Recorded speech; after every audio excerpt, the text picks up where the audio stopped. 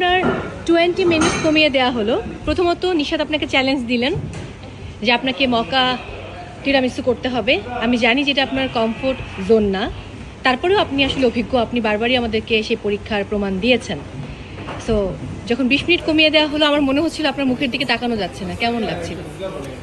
সত্যি বলতে যখন নিশাত আপু চ্যালেঞ্জটা দিছে, মানে নিশাত আপুকে যখন বলা হয়েছে যে আপনি কাকে দিবেন, আমি অথবা মানে নিশাত আপুর মুখ থেকে বের হওয়ার আগে আমি ধারণা করেছি হ্যাঁ আমাকে দিচ্ছে, আমার দিকে লোক দিচ্ছে। হ্যাঁ, সে তো বলেছে যে অবভিয়াসলি সাফাইয়াত।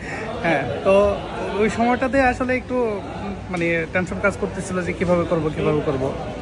আর যদিও আমি মানে এই জিনিসটা আসলে মানে করা হয় নাই বলতে ভুল হবে, খাওয়া হয় নাই কোনো।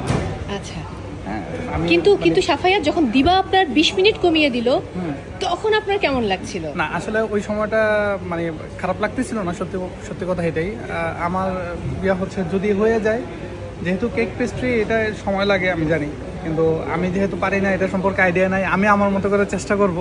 তো ওই সময়টার জন্য আসলে 20 মিনিট কমাই দেওয়া বাড়াই দেওয়া এটা আমার জন্য আর কোনো ম্যাটার করে না। আমার জন্য যেটা আমার কাছে আসলে ভালো লাগছে সেটা হচ্ছে আমি সত্যি বলতে মনে মনে চাইতেছিলাম যে দিবা তুমি আমাকে দাও, যদি দিতে হয় আমাকে দাও, কারণ আদার্স যে পার্টিসিপেন্টরা আছে তারা হচ্ছে স্যাভরি ফুড পাইছে। আমি চেষ্টা মানে মন থেকে চাইতেছিলাম যে সবাই ভালো করুক।